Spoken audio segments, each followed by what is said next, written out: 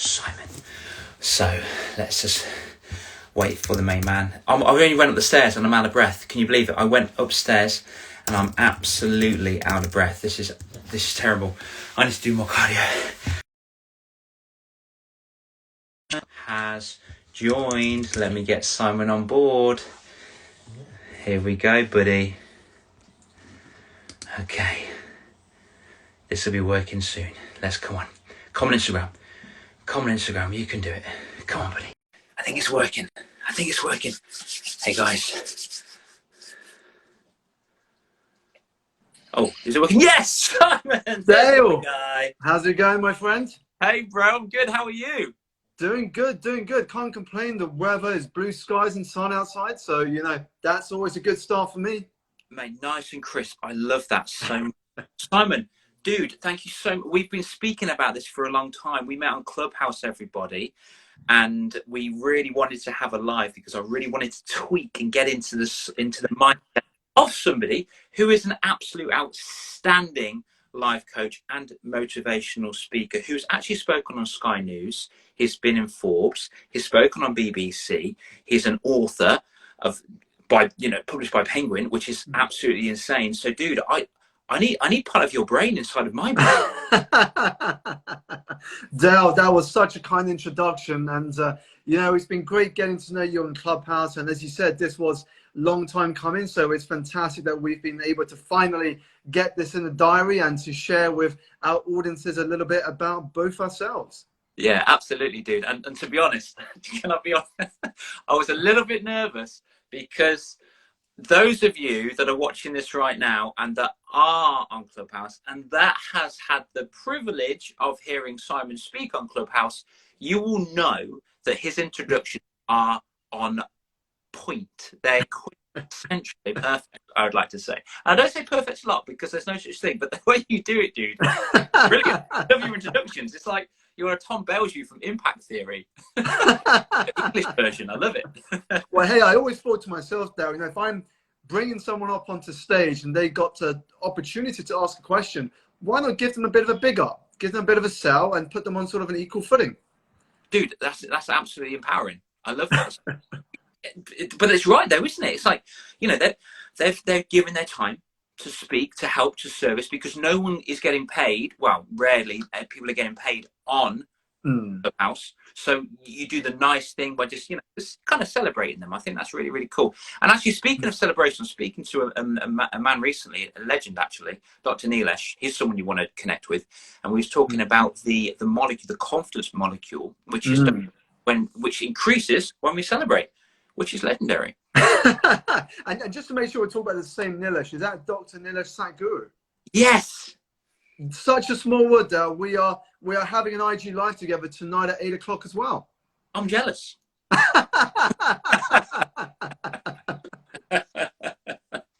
Oh, but that's really strange. It's such a small, I say small world, but it's a small, I don't know, personal development world, is it? Can I say that? Yeah, I think it's really funny actually, because I've known Nilesh from Instagram, so you know, he followed my work and we connected in sort of the DMs, if you will. Yeah. And I remember getting a WhatsApp from him, and he said to me, Simon, I'm down at this event in Brighton, and there seems to be a lot of people that know you as well, and we're like, oh, you know Simon? I know Simon. And I think that's how it kind of all came together with the whole sort of Clubhouse crew. And Nilesh attending that event. Dude, I met him at that event. It's such a small world. It's so cool. It's awesome. Okay, cool. Let me give somebody. We're promoting Nilesh, aren't we? Even though he's a legend, we're here to talk about my mate.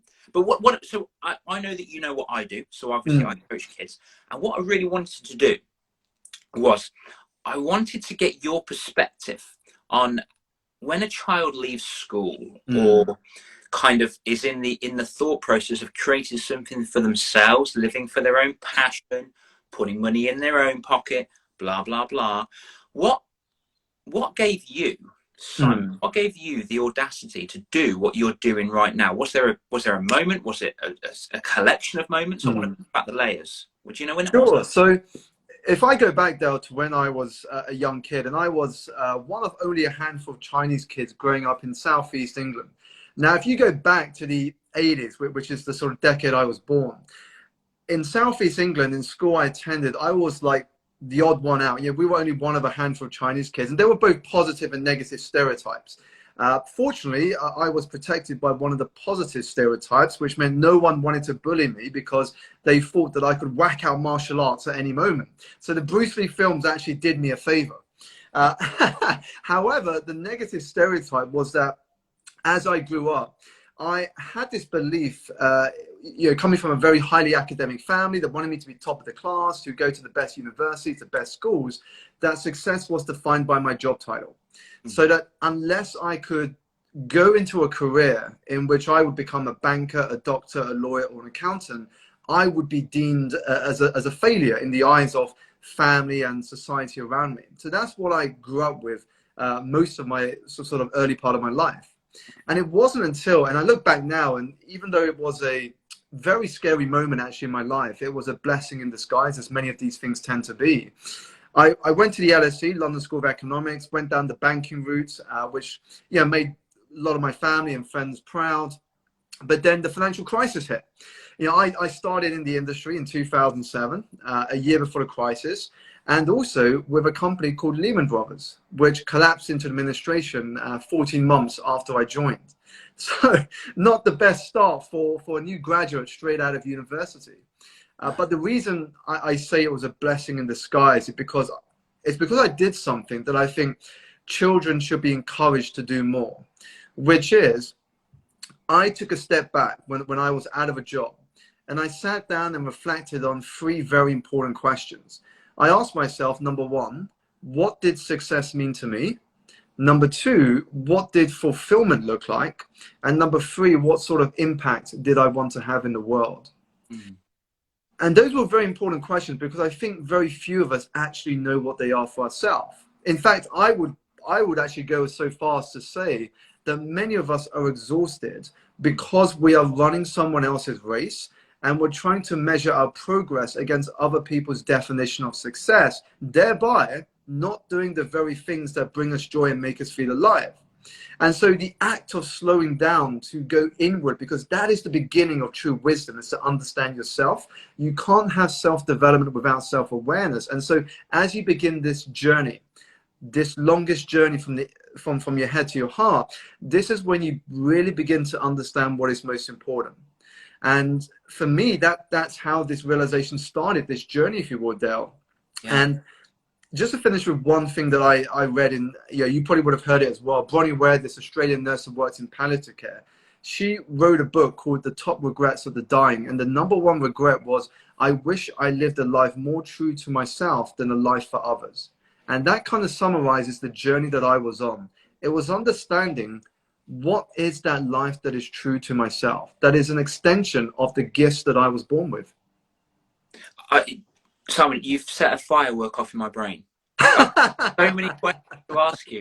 I'm trying my best to stay present, but every single word you leave with, I'm balancing on the cliff of a question, but I want to stay with you. That's amazing. Those quotes were absolutely phenomenal in regard to why would you want to run somebody else's race? And it's a shame that, I don't know, the education system kind of drums it into us that we are being weighed or measured by somebody else's metrics, you know, the GCSE, the SATs, A-levels, blah, blah, blah, blah, blah. They have their place and they can be useful. I'm not arguing that as well. But what you're saying to me is that you went through pain in your life, whether it be loss of the job, confusion, and you decided to reflect on that moment. So what was it? That was it someone or something, or was it just a thought that popped into your head that made you reflect your life in that with three very articulate questions, which are phenomenal. And by the way, the last two had words in it on my high values list, the top 5: fulfillment and impact. So that was cool. So what was it? Someone or something that made you think of those questions? Sure, I think in hindsight, there it was like a series of events. It wasn't sort of one thing that triggered it. So I guess the first thing that triggered it was the experience of being in a company that went bankrupt in an industry that was in a major recession. And so the first trigger for me was could I really achieve the things that I wanted when everything was out of my control?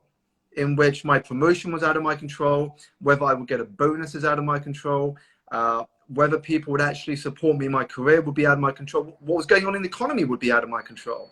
And so that triggered me to think about, well, what could I do that would allow me to have more control over my destiny and my future? And that was almost the first trigger.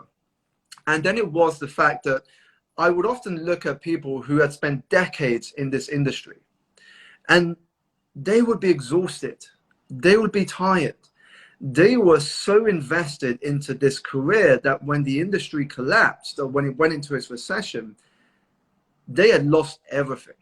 They had paid for private tuition. They had paid for the nice house, all in the expectation that that salary they were earning would be there forever, that they would still get paid next month, next year, and so on, and that bonus would be secure. But if there's anything they learn, and I learned through that process, is that the greatest risk is not taking any risk at all. Is that when you play it safe, actually in time, you end up not being able to adapt when the environment changes, which it inevitably always does. You know, change is the only constant there is out there. But the question is, how do we respond to those pains, those challenges, and those setbacks? You know, I came across the work of Donald Miller recently. Donald Miller's a fantastic author. He does a lot of work about story. And there's one thing that really stuck with me from what he said.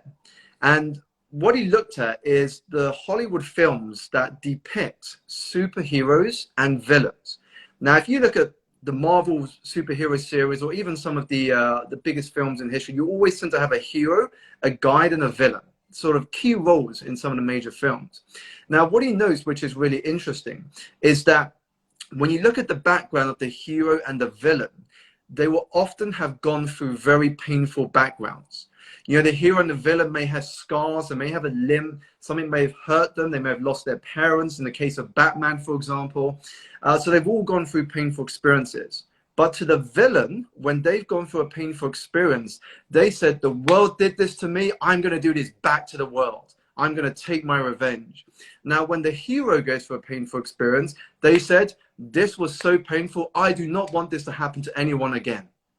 So the way that they respond to what happens to them becomes their greatest power. That is our greatest power, how we respond to what happens to us. And so what I realized now is through this series of events, we will inevitably always face moments of setbacks, failures, challenges. And the girl here just noted in the comments, moments of trauma as well in our lives. But what we come to realize is that in these moments and experiences lies the wisdom and the insight for us to come back stronger, but also to create the most beautiful moments of our life. Wow. Response is power. I've just wrote that down, Simon. Response is what it is. I'm two things. Slightly dismayed that you didn't use Spider-Man as a reference and Uncle Ben, but that's okay. I'll get over it in time. You're a Batman fan. The second thing is you've just kind of, and I know you've heard this. In fact, I may have heard you speak about this before, which is there was two gentlemen. One was a raging alcoholic and one was a high-powered businessman. The high businessman didn't drink a drop of alcohol in their entire life, but they were asked one question. The question was, how have you got what you've got to them? And they gave the very same answer: because my father was an alcoholic.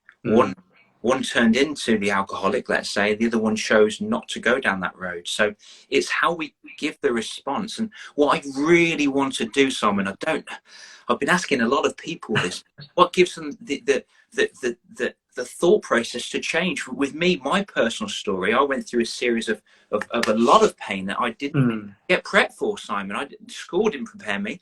My mum and did the best job in the world. I love them absolutely with every single fibre of my being, but they didn't prepare me for it. And because how would they know? So over the course of 6 months, I lost my job. I had a car crash. I found out my girlfriend of 5 years have seen other men behind my back. I had a heart attack. Over Christmas, I forgave and got back with her. She fell pregnant with somebody else's baby. I then had to, then I found another man in my house. I had to spend £15,000 to get her out of the house. I was in debt, £15,000, and it was just all these things were just toppling up and building on top of me. But I'm looking back, it was the best moment of my life, because I would not be sitting here having these amazing conversations with you. I wouldn't have learned the skills that I've got. I wouldn't have used that pain to get on a TV show and win it, and to use that as a story of confidence to help build kids' confidence. So every single thing has its place. But at that moment of pain, that moment of anguish, what is it that makes a person decide to go down the bitter route or the better route? I don't know what it is. I'm asking so many people this. I think, and again, there's probably a multitude of responses that we can have for this, Dale. Yeah. And everyone will have different triggers and sort of experiences. But for me, if I were to look at the things that have occurred, and similar to yourself, I've been going through many challenges. You know, when I was 19, I lost my mum unexpectedly. I remember I was in school, the headmaster called me to his office, and usually when you're a kid of 19 being called to your headmaster's office, you think you've done something wrong, or they're going to suspend you from school because you got in a fight. But then he told me, I'm going to send you home because your father's outside and he's going to have to take you to hospital, and we don't know if she's going to make it, but whatever happens, please take the next couple of weeks off to just be with your family. Unfortunately, she didn't make it. I didn't go back to school for a few weeks. And then a couple of years later, I failed university. I failed my second year of university, which meant I had to repeat a year at university. And then Lehman Brothers happened. You know, 1 year into working in the world, I was out of work. And so there's a succession of these challenges. And I think, going back to the fact that response is power, is the ability to detach ourselves from the situation. And it does require practice. It's to detach ourselves from the situation and simply ask ourselves, what else could this mean? What else could this mean? Because what we come to realize as we deepen our wisdom is there's no one interpretation of an event. There is a whole host of interpretations. And this is why there is no such thing as one reality. You know, your reality will be different to mine. We could both go, as you said in your example, Dale, you know, we could both have the same alcoholic father, but the way we respond to it is very different, because it is the meaning that we take from the event that determines our behavior. Now, that tells us a lot. That tells us that we are all living in customized realities. You know, we're living simply in the feeling of our thinking moment to moment to moment. Our thought creates the landscape of our reality. And so that also gives us a superpower.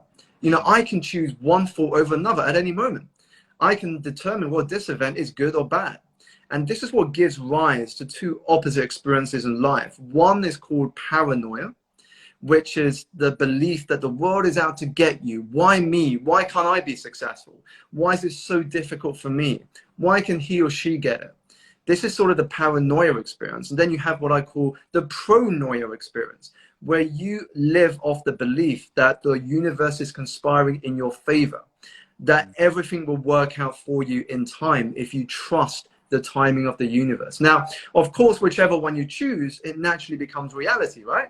So if you choose the fact that this event was meant to happen and the lesson for here was meant to teach you this, then your behavior, choices, and habits will be very different than if you thought that the event was negative and that the universe is out to get you. And so it's realizing that in every single moment, it is our thinking that creates our reality. There is no good, there is no bad, there's no happy, there's no sad. It's whatever you choose to make it. Wow. It is though, isn't it?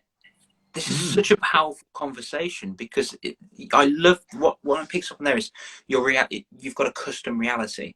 The thing is, what influences that reality are your thoughts. And I can have a thought right now of a purple rhino. And I've just said that, and people that listen to this have automatically thought of a purple rhino, because that's what. And Dale, here's actually a great exercise for our listeners to do, actually.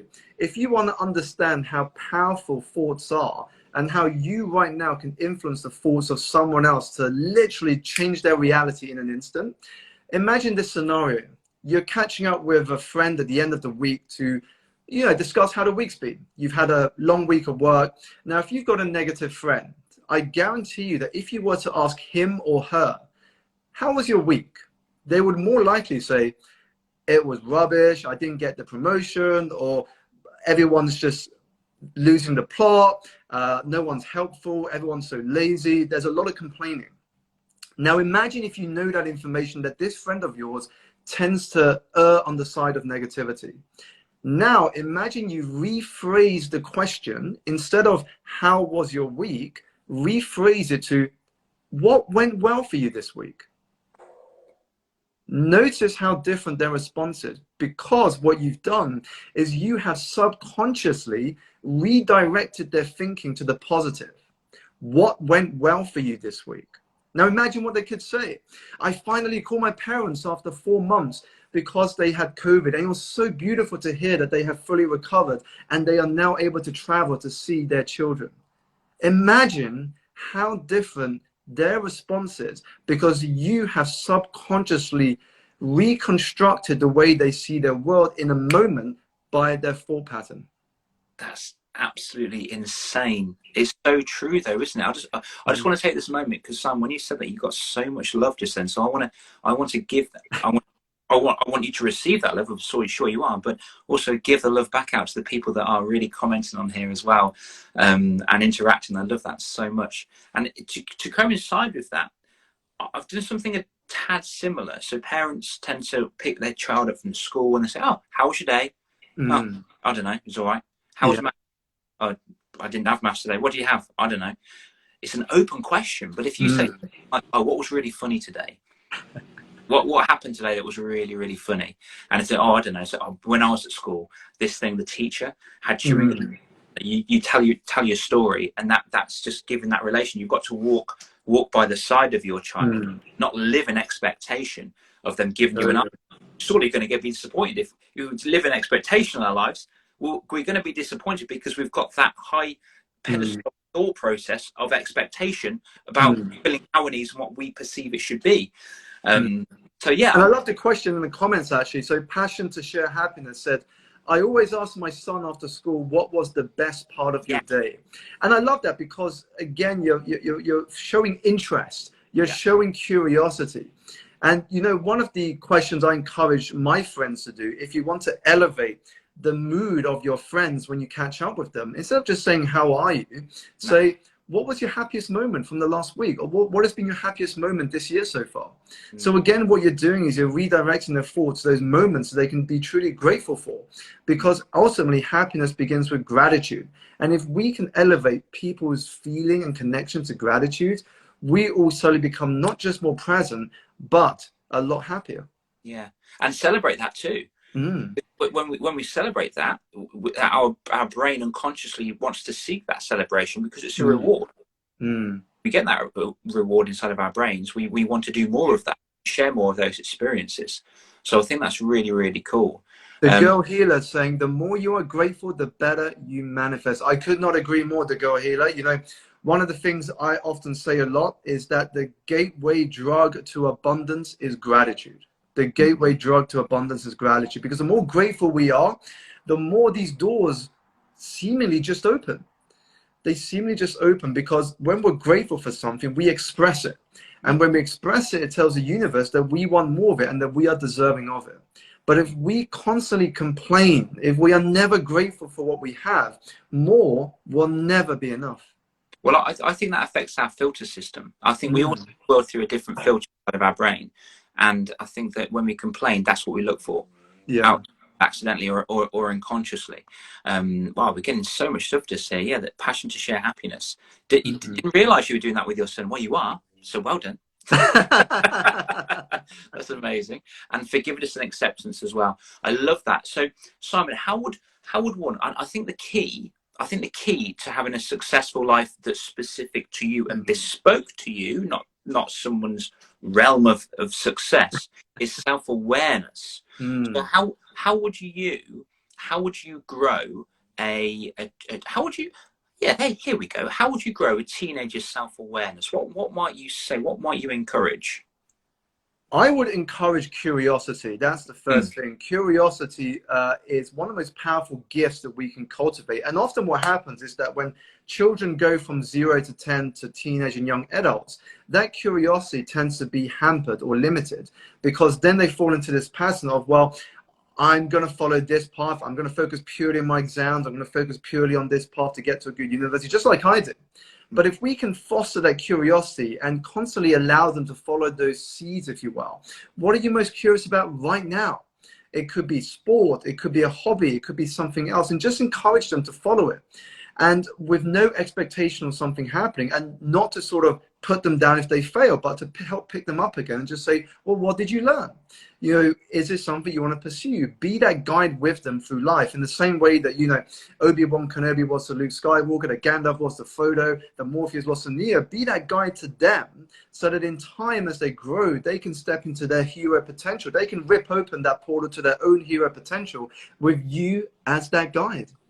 Absolutely on point. And I love those references, by the way. They're all of my favorite.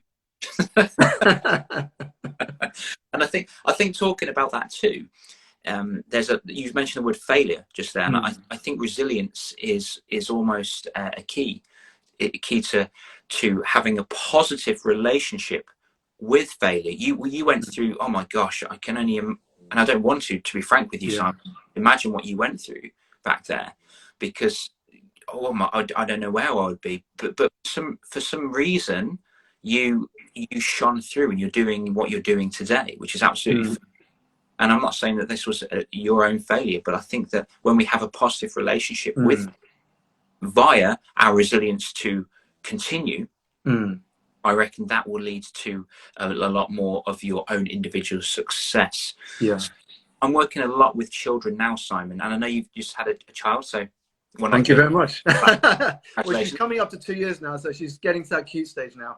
Cute stage, yeah. I love that. A lot of people say terrible twos, but cute phase, let's say that. Love it, absolutely. So what would, in fact, I'm going to circle back to that one in a second, actually. But what might you help? So I help a lot of children create a positive relationship with failure by seeking it. So I ask them to seek it every single day, not on purpose, but when it happens, smile and learn from it. How would you encourage a positive relationship with failure these days? Because I think that stops people at their own success.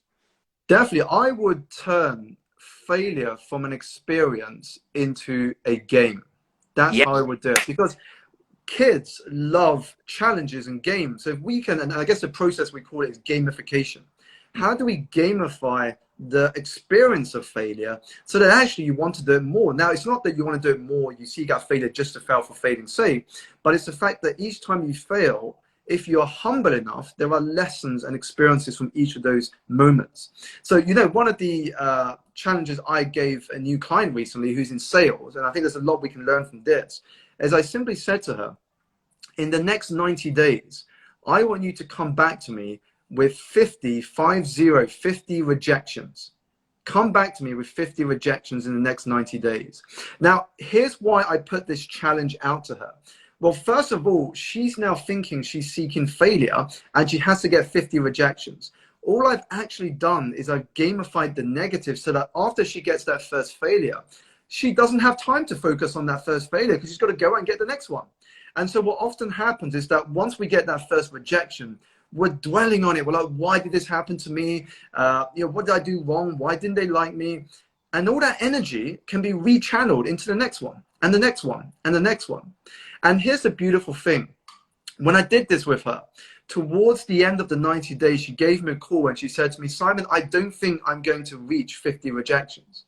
Now, here I am rubbing my hand thinking, I know what's going to come next. And I said, tell me, why don't you think you're going to hit 50 rejections? And she said, you know what? It's because I've just got my 6th yes. And what she learned from the process is the more rejections you get, the more times you fail, the higher the probability you're going to get to those yeses.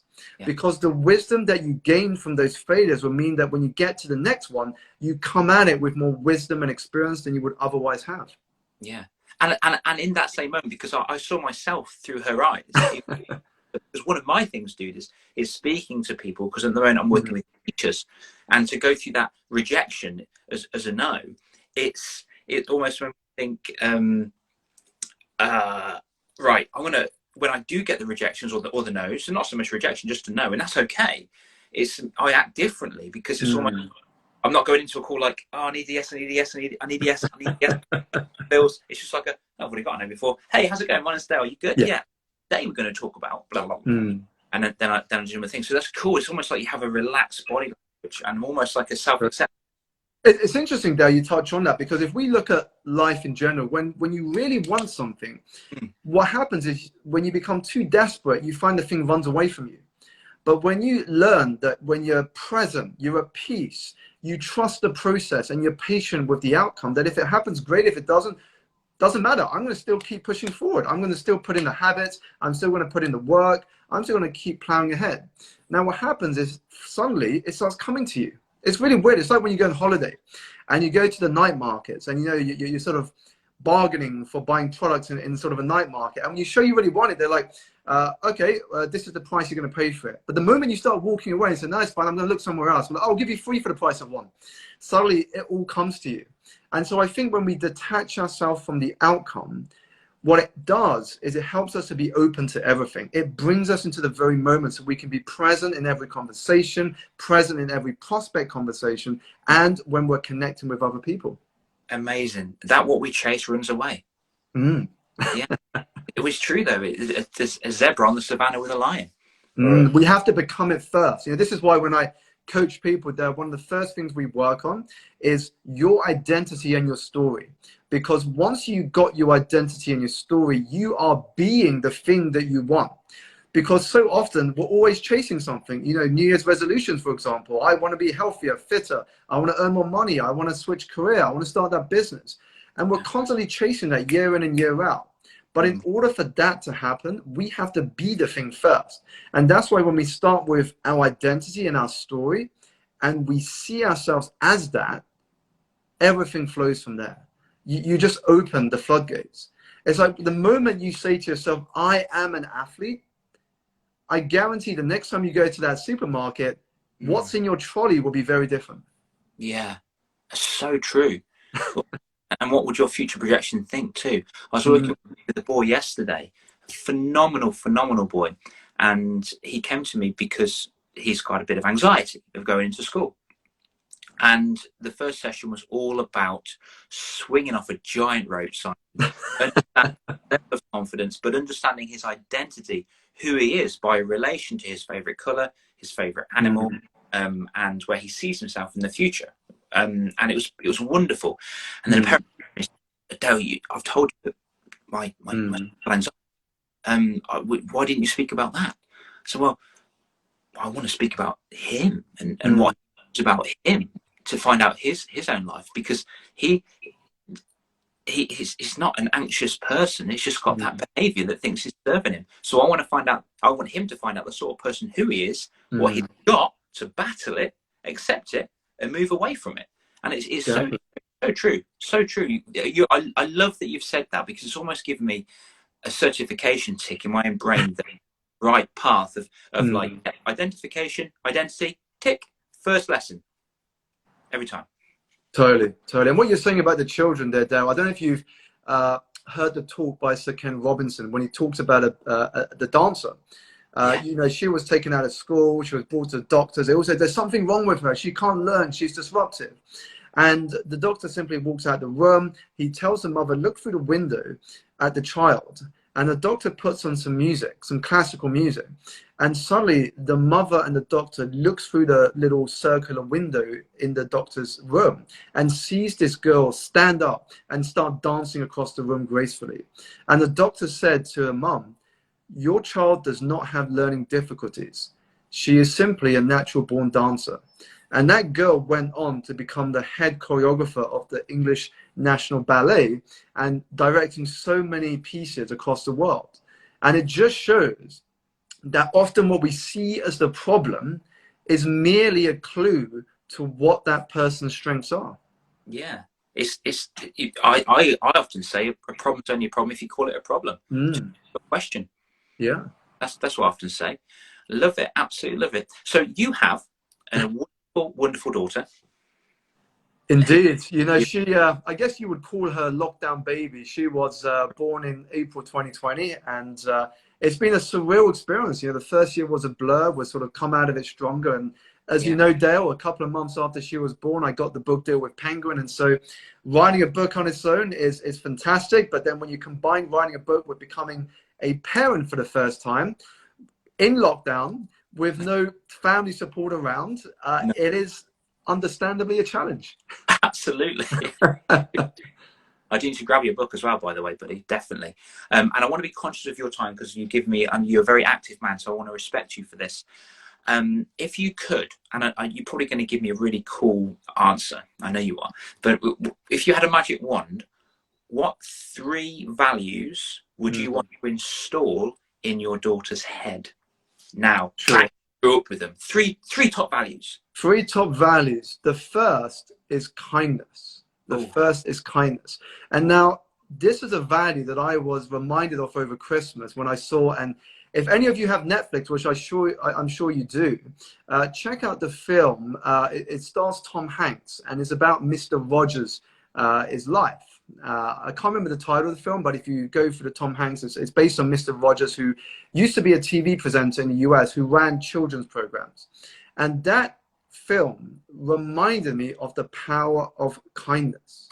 The fact that we do not know what other people are going through at any given moment. And actually the most beautiful thing we can offer anyone is our energy.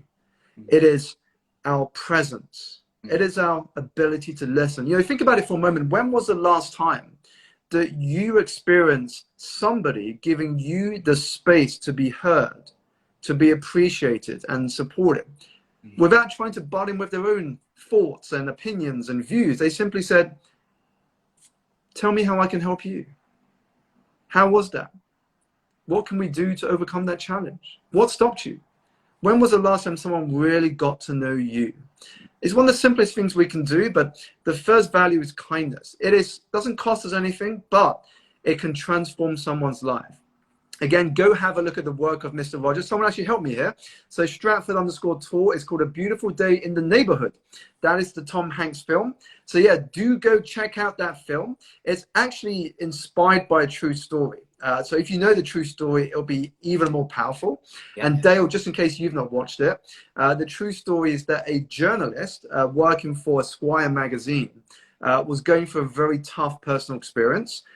So in this case, there was a very tense relationship with his father, who basically cheated on his mum when the mum was dying. And so it follows this journey of this journalist who's been sent to interview Mr. Rogers because he's known for his very skeptical nature of people as a result of what happened when he was younger. And he ends up being transformed by this relationship with Mr. Rogers. So it's a beautiful film. So the first is kindness. The second value I would love to install into my daughter is basically impact in the world. To realize that our value as humans is determined by how much more we give to the world than we take from it.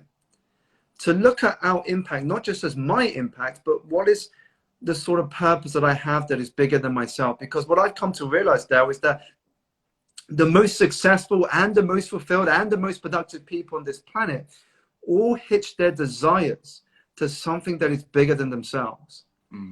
So to understand her role in this world, that's where impact comes in. And the third one for me is love. Love is the highest form of vibration that there is. You know, when we feel fear, shift to love and suddenly things change.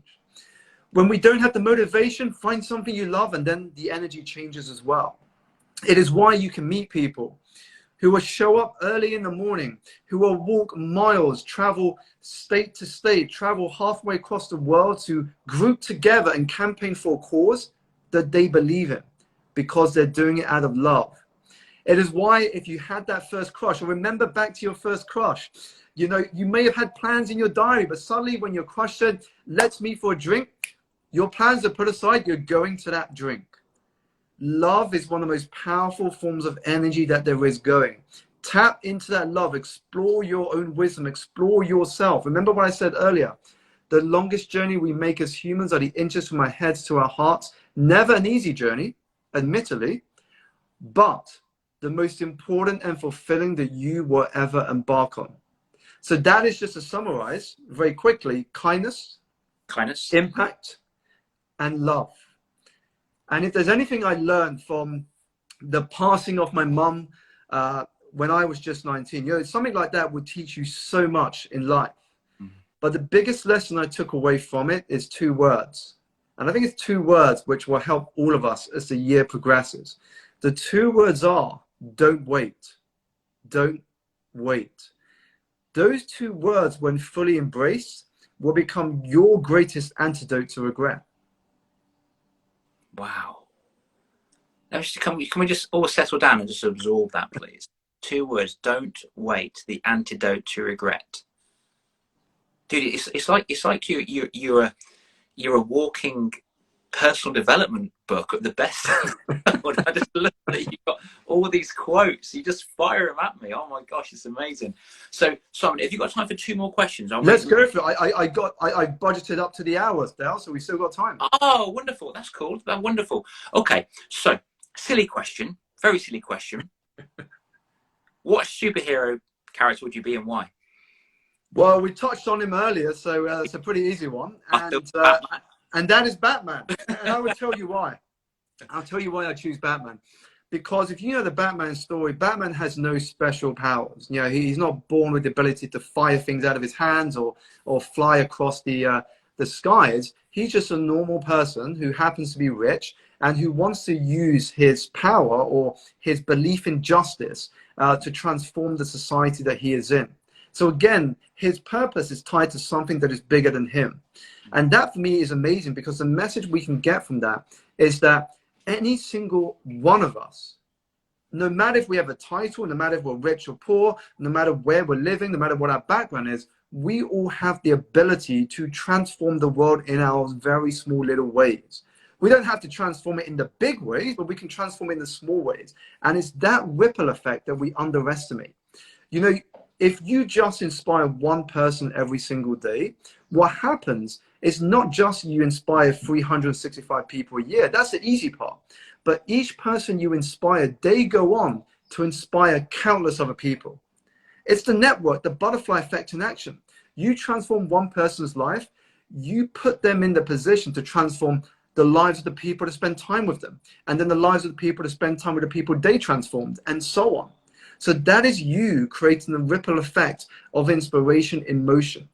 It shows us again, no matter where you're from, no matter where you are, no matter what you got, just like Batman, we all have the power to be a superhero in this world. For everyone that's watching this right now, it looks very obvious that we practice this and rehearse this, but no, we didn't. I'm just an absolute expert at speaking here. Too kind, Dale, too kind. Well, it's true, buddy. It's amazing. It's just the way that you can tell that this is an area of your passion, your purpose, your impact, your love for yourself and those around you.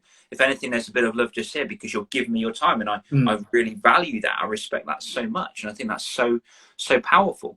The last question is, if you had a magic wand and you were to put a sentence in every single human being's head on the entire planet, or 8 billion so, what would that sentence be? Oh, I'm put on the spot now, Dale. Yes, there's a lot of sentences that I would put into a book that if it went out to everyone. Yeah. Now, because of my target market, because of the people I get to work with, the one sentence I would put into that book is, you were a child once. And that is simply to remind everybody that as a child, we had dreams. We had things we wanted to do. What happened to that child? You were a child once. You still have the opportunity to live out the dreams you once had. It is about rediscovering who you are, the gifts that you were born with, the things that come naturally to you. Because the universe's gift to us is life, our gift back must be to understand what they are and to share them with the world. You were a child once. Remember that. Whoa. Dude, that was so cool. I love that so much. That's like my, well, it's not mine, but I often say that remember the child looking back at you in the mirror. Definitely, definitely. Because if there's any form of motivation for me, I mean, there's so many things that inspire and motivate me. Yeah. But the one thing is when I think about Simon as a young child, is that I want that inner Simon, that little young child Simon, to look up at the Simon now and be so proud and so happy at what the Simon has become. That for me is one of the biggest motivations, to reconnect with your inner child, and that inner child to look up at you with a smile and say, I'm so proud of who you've become. Yeah. That is a very powerful motivator to me. Yeah. I often use this in my past podcasts that I've had. If your younger self, if your 8-year-old self was looking at you now, would he or she see you as a role model? But no, that's so powerful, dude. I love that so much. Simon, so happy we've had this conversation. Dale, just to be conscious of the audience, I know we've got some fantastic listeners here. Yeah. So I don't know if they wanted to ask a question or two while they're online. Yeah, that's wonderful. Does anybody? Well, Simon just asked actually, so I don't mean to echo it, but is there anybody here that would like to give any thoughts or ask a question of the main man here today? Just while we're waiting for that, Simon, I'm going to be really naughty, and I'm going to ask. You were on TV, which is so cool. That's one of my goals for this year, to speak about that. When you did that, how did that make you kind of like? Was it easy? Were you scared? What was going through your head? Well, I'm going to share the reality, because often when people look at these TV interviews and they look at sort of the media stuff, they think it's quite easy. They think, oh yeah, it's quite easy. I can go and do the TV and 6 minutes, what have you. But reality is, I was very nervous. And I think, to be fair, whenever you do something for the first time, of course you're going to be nervous. And so even though the Sky News segment, which was my first exposure to live television, even though it was only it was only 6 minutes in the grand scheme of it, it felt like 6 seconds. And the build-up was, the build-up would make anyone nervous. I went into the studio, I sat down. I wasn't sort of on the main platform, but I was in a separate room that they were going to sort of channel into on the big screen TV. And then I had to put an earpiece on. And as we got closer to the time of my slot, the producer literally said in my ear, Simon, we are going to go live in 5. And I thought, oh God, 4, 3, 2.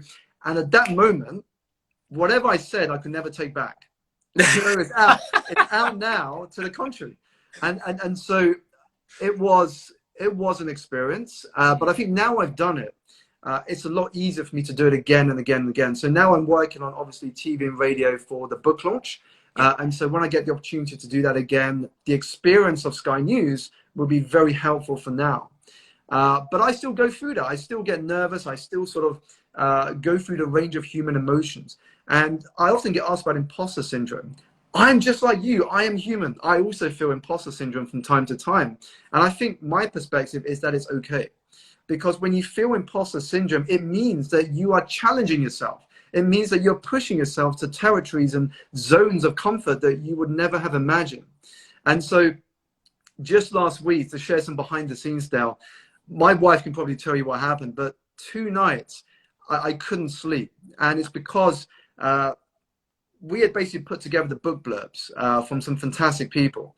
And then I get an email just before going to bed one night saying, by the way, we've just landed Simon Sinek. He wants to write you a blurb for your book. Can you imagine? I couldn't even sleep that night. I was like, really? And then a couple of days later, Marie Forleo. And then we got some other couple of big names coming in. And as you can imagine, I'm like, wow. So I'm just like you guys. I get imposter syndrome. I go through the range of human emotion. And I get speechless when these sort of things happen. But this is also why we've got to put ourselves out there. We've got to put ourselves out there. We've got to believe in ourselves before other people do. And one of the things I say to people who are looking to get a message out in the world, which is sort of what you and I are doing, Dale, is that there are always 2 sales that happen. The second is selling ourselves to others, and the first is selling ourselves to ourselves. And until we can do that first one, the second will always remain the challenge. The moment we can sell ourselves to ourselves, the rest becomes easy, because then we are the product. Amazing. And just in the realm of belief, we've got a question from Debs actually. So what is the one thing? How to start? how to start we can believe we can dream again. How do we start to initiate that belief that we can dream again? Sure. So you may have gone through, I don't know your background, Des, but you may have gone through like challenges or setbacks in life, people that have put you down and say, why dream big? You can't do that. You can't do this. For me, one of the factors that really helped me to believe in myself again, because I went through a period in which I didn't, because I came from the corporate world. I'd been in an environment which always said I had to get a traditional job, I had to go into corporate, I had to get a house, the marriage, and the usual sort of path that we all get told as a young kid that we have to go on. What helped me to start believe again about what's possible, to take my thinking from thinking big to thinking galactic and astronomical, was shifts in my environment. Now, Dale, one of the things I often get asked when I speak on stage is, Simon, what is the quickest way to succeed in any area of your life or business? And I always say the same thing. Design an environment around you that makes it impossible not to succeed. So what I mean by this is who you spend time with, what you read, who you follow on social media, how your physical environment is, the environments you spend time with outside. Just to give you a very quick example, I challenged a client of mine who was not very confident in himself to help him believe in himself again by saying, why plan your week ahead in your kitchen at home? Why not take your journal, go to the Ritz Hotel in London and plan your week ahead? And he came out of that with a photo into my WhatsApp and said, Simon, I came out so inspired and energized planning my week in the Ritz. I was filled with the sense of possibilities and magic of what could be possible. And I said, let's choose another place next week then. Yeah. Oh, I love that. So I hope that helped, Deb. Just said that was amazing. We've got one more, and again, being conscious of your time, my main man. Go for it. Passion to share happiness. I have so many ideas of things I want to share, but then she gets overwhelmed and then feels too stuck to do anything, and nothing happens. How do I overwhelm, I guess? Yeah, well, first of all, that is not uncommon. I often have the same thing. There's lots of things that I want to do, but you have to keep in mind that we're only human. You have to keep in mind we only have 24 hours each day. So when I first started, I wanted to do, speaking, writing, podcasting, every single thing under the sun.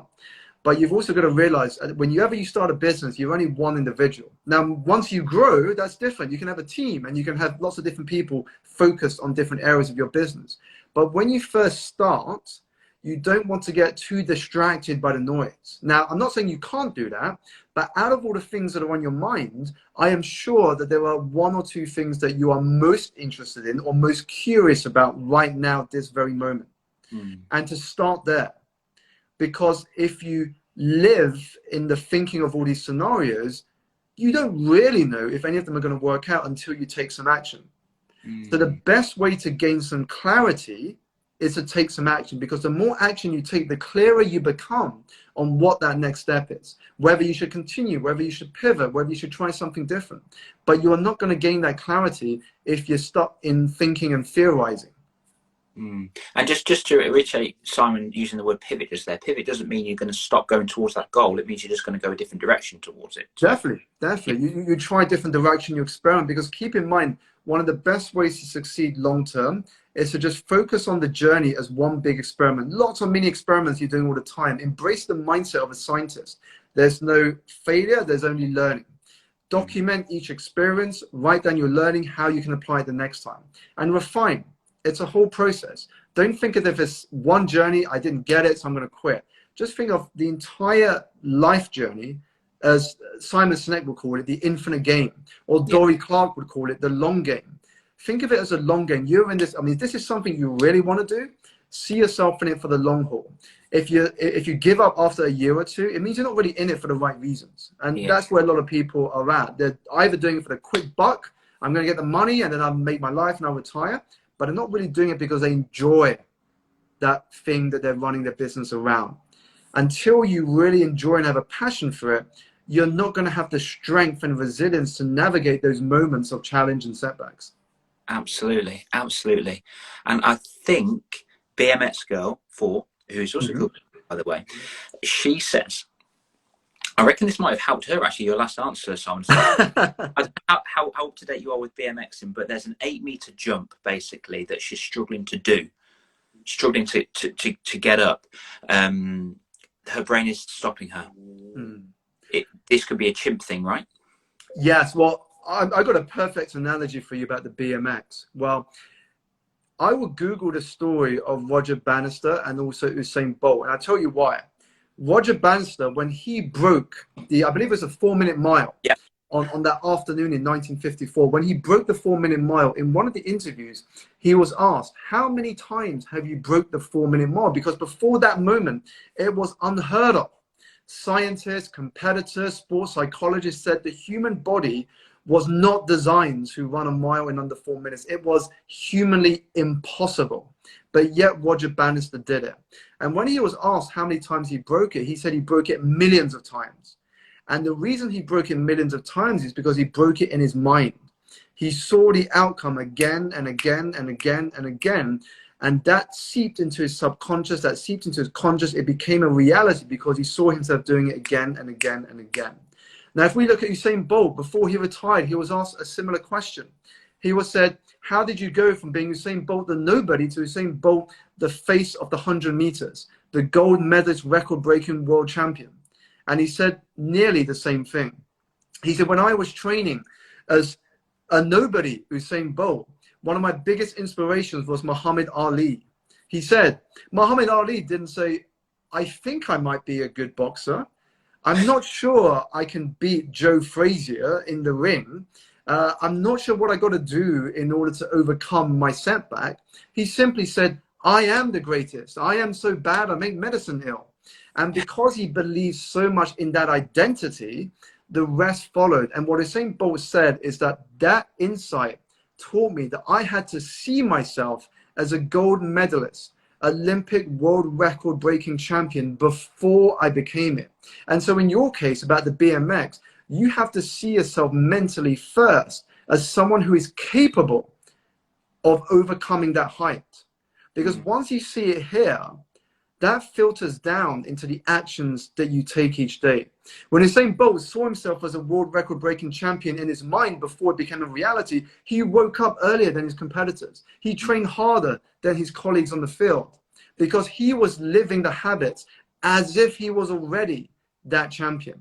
And so naturally, the rest just became self-prophecy. The rest just followed. But he had to see it first in the mind. Amazing. So, BMX girl, what we need you to do is have the mindset that you have already done the 8-meter jump. You've already done the 8-meter start hill. See that happen. Definitely. And immerse yourself, going back to what I said about environment, immerse yourself around inputs of people who have done it. Yes. So watch the videos of people who have done it, follow them on social media, listen to their interviews, because what's happening is that you begin to mentally associate yourself with the people in that club who have overcome that hurdle. And once you associate yourself with the people in the club who have overcome that hurdle, you start to see impossible as possible, and then it becomes inevitable for you. See, impossible as possible, then that leads to inevitability. Indeed. Simon, I want to be respectful of your time so much, buddy. But before you do dash, how can we help? Is there anything we need you to we can help you with thus far? Sure. So, as you know, Dale, and you kindly mentioned it at the beginning of this conversation, is that I have my first book called Energize that will be out on the 21st of April, so not too long to go. If you want to check out and learn more about the book, you can hop over to my website. The link is in my Instagram bio, and just click on book, and it will take you to the Amazon page in which you can pre-order. And just for those who don't know how the pre-ordering works, because I only learned about this myself, pre-orders mean a lot to new authors, especially myself. So if you are planning to purchase the book at some point, I would really be grateful if you could pre-order it, because what that does is it tells my publisher and it tells the bookstores like Waterstones, W.H. Smith, Foyles, and Blackwell's that people like this book, and so they will stock it in more bookshelves. And my publisher will help market it more. So that's why it helps me. The good thing for you is that you do not pay a single cent until Amazon ships it. So if you are planning to buy it anyway, why not buy it now? You can help me, and then you only pay to Amazon once they ship it in April. Amazing. And guys and girls, listen to this. That's the one. And you can see now the part I'm most proud of is that blurb under pre-order. Yeah. Amazing. Amazing. Absolutely amazing. So let me turn you back around again. You want to see my beautiful face. And if Simon Sinek kind of endorses it, then come on. And by the way, if you do pre-order, make sure to tag me. I would love to sort of send you some love and gratitude for doing so, and share that photo in my stories. So again, much gratitude to you, Dale, and to you who have joined. And if you can support me on that, I would be massively grateful. Amazing. I have just pre-ordered it now. Perfect. And do keep a watch out, by the way. So one thing to let you know, Dal, is that if you're on my mailing list or if you follow me on social media, I'm currently working on a Facebook group for my book community that will have early access only to those who have pre-ordered. And inside that, I'll be doing next month, I will be doing some webinars of behind the scenes of the book journey, of how I got the deal, how I've got the blurbs, and also a preview of what you can expect to see inside. So do keep an eye out for that. It's a nice incentive to pre-order. So there'll be a community I'm building just for the pre-orders. It will launch on April, but early access to pre-orders so that you can get to know my journey, the background, and we can all get to know one another. Amazing. I'm excited for this book, dude. So everybody, you heard it here. Well, heard it here first. You probably heard it here second. You're going to hear it before Nilesh anyway. Make sure that you pre-order Simon's book. If it's endorsed by those sorts of people, then not that we need that, because we've just heard you deliver an absolute bomb of a masterclass of life, I would say, Simon. So thank you for giving us your love. Thank you for giving us your time. And thank you so much for just being you. I appreciate you so much, buddy. My pleasure, Dal. Thank you so much for hosting me. And thank you so much to all of you for joining wherever you are based across the world. Amazing. Cheers, brother. Thank you very much. And I'm definitely going to catch you on Clubhouse in the near future. Definitely. Take care, my friend. Take care, brother. See you later, everybody. Thank you so much.